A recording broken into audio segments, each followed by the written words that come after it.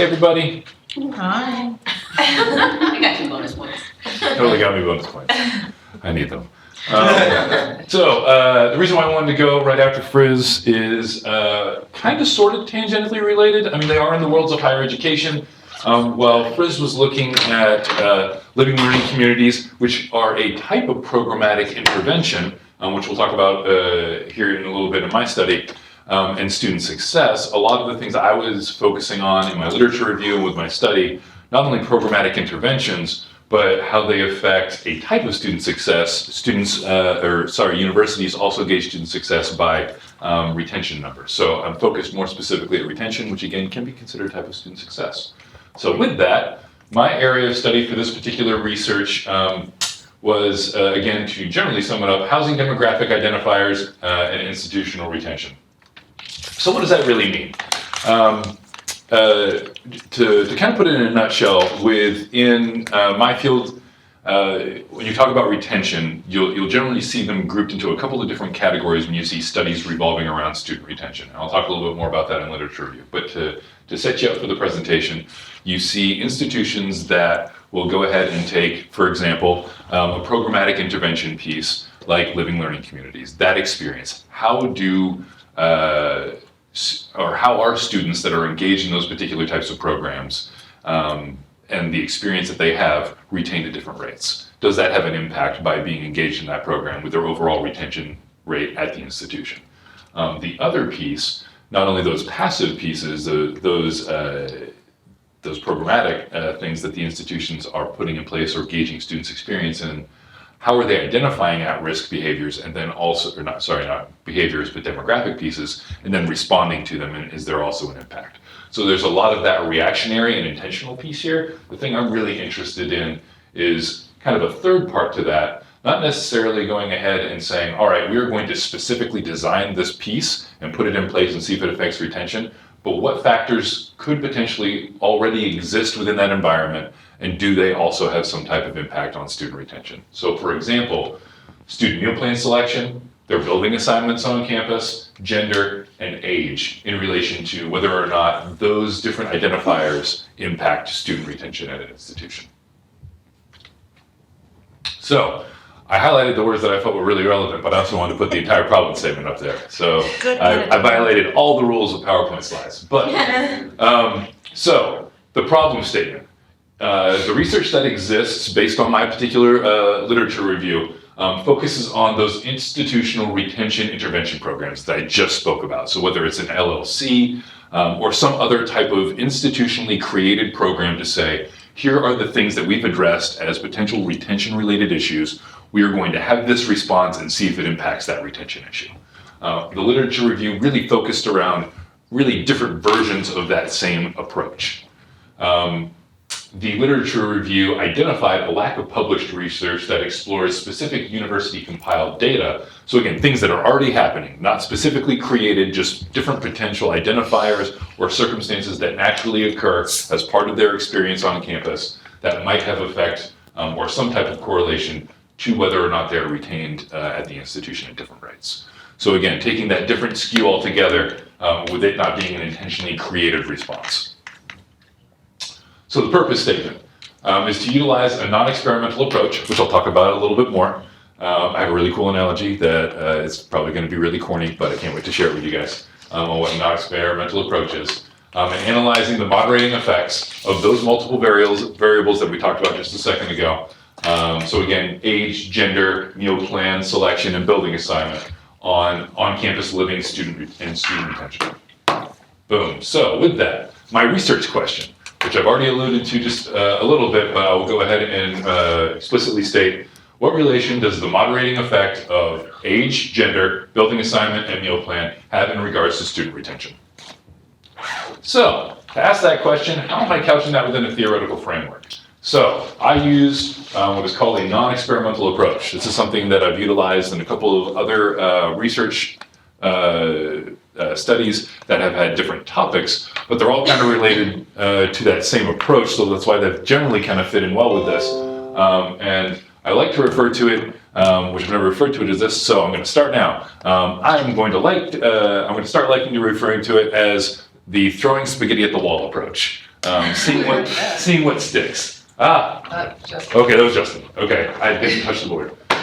So with that non-experimental approach, and why I use the analogy of throwing spaghetti at the wall, it's not having a kind of hypothesis going in, or again, having some type of mindset to couch that research. You're really saying, all right, here are the variables that are available to me. Let's go ahead and crunch the numbers and see if any of those variables have some type of moderating effect on the thing that I'm interested in, which in this case, the dependent variable is whether or not that student is retained at the institution. All right, so the methodology here is binary logistic regression analysis, which I had issues with. It was helpful, but I also had issues, so we're going to talk about that in the discussion section. But the binary logistic regression, wow, can't talk, let's try that again. Binary logistic regression analysis was conducted to estimate the predictive power of multiple variables to retention. So again, the binary logistic regression worked because it was a categorical dependent variable. So again, in that particular case, it was really great in analyzing the data in that regard. But what the output on that looked like, and so I guess I'm jumping ahead, but I'm going to talk about it anyway, was that it was a very specific set of information, but there were other details that I was interested in that binary logistic regression didn't necessarily address, which I'll talk about in a little bit. So the study sample. They were full-time first-year students at a private liberal arts institution in Northeast Florida. There's so many. The data was compiled anonymously from existing data within University Housing Database. So within our residential life department, there's this database that we use to do a number of things related to on-campus housing and students. So they all have each student that's currently active in our system or has an archived profile. They all have a profile within that system. There are a number of different pieces. The majority of those different pieces are the variables that we're talking about right here. So the type of meal plan they've selected for that academic year, their housing assignment, their age, their gender, those types of pieces. So pull those basic indicators together and again, was able to pull that data together without using their specific names. I just wanted those particular identifiers and was able to do that. In total, pulled 1,051 student profiles compiled for the study. So the data that was collected was specific to last academic year, so the 2015-2016 academic year. Its only relevant piece to this year, the fall of 2016, was whether or not those students that we pulled those profiles for, the 1,051 students, were retained at the institution the next year, because that's one piece of the data that I was very interested in. So all of the other data is relevant to last academic year, 2015-2016. But again, whether or not they were retained is that one piece that's relevant to the fall of 2016. And again, just as a reminder, I know I've talked about it in a couple other studies, in the different pieces that I've done, that gauge and that definition for retention is whether or not a student who was enrolled in the fall semester of their freshman year is enrolled at the institution the fall semester of their sophomore year. So that year-to-year retention piece. Again, the data that was compiled, and I'll talk about it a little bit more specifically. So building assignment, there are 3 specific options that students in the 2015-2016 academic year had for a building assignment. The 3 options were a traditional style residence hall. Think the double rooms, community bathrooms, community spaces, that traditional kind of incoming student residence hall experience. Then another residence hall that we had was more of a suite style. So think of 2 double rooms with an adjoining Jack and Jill bathroom. We called it a suite style residence hall. Also a number of community style kind of community spaces. But again, a different type of structural setup within that building. And our 3rd residential option on campus is more of your traditional apartment style setup. It's a 4-bedroom apartment, 2 bedrooms on each side. Those 2 bedrooms share a restroom. And then there's a community living room kitchen area that the students would also have within their apartment. So those are the 3 basic setups of those particular building selection options. The meal plan selection were just different variations on available meals that students wanted to go ahead and be able to swipe into the dining hall per week. So they varied in terms of 5 swipes a week, 8 swipes a week, 11 and 14 swipes a week. Again, a swipe is a time that a student could go into the dining hall per week. Once those number of swipes were exhausted, then they would need to go ahead and find some other fashion to pay to go into the dining hall. But again, that rolled over from Sunday to Sunday. And again, age and gender. age, pretty self-explanatory. The gender piece, and I know that there are a number of conversations on how institutions are going ahead and collecting that data. Specific to this database at that time, it was a two option. It was either male or female, so that's why that information is coded that particular way. Data analysis. So again, specific to the SPS regression that I ran, it was a binary logistic regression. And again, the main data that I looked at was specific to a variable in the equation table that came out. The most relevant piece of information that I looked at was the significance line, or the p-value for that particular regression model. And again, with that p-value, the thing that I was looking for was that 0.05 or less significance. So, major findings. Couple of things. Statistically significant relationship was identified with a p-value of 0.011 between meal plan and retention. Thought that was interesting. I'll go through all of these different major findings and I'll circle back around to talk about the different pieces. Make sure, critique. Okay. Yes, so I'll talk a little bit about, but then I've also got some other things on the slide. What I'm calling a statistically strong, but not necessarily significant relationship was identified with a p-value of 0.057. That 7 got me. But between gender and retention. So again, I'll talk a little bit more about my thoughts on that. So again, while technically not considered a statistically significant relationship, again, a very strong statistic number there with that 0.057. So those are my two ones that I identified to kind of look at further. Very statistically not significant. It's before 11 and I can't talk.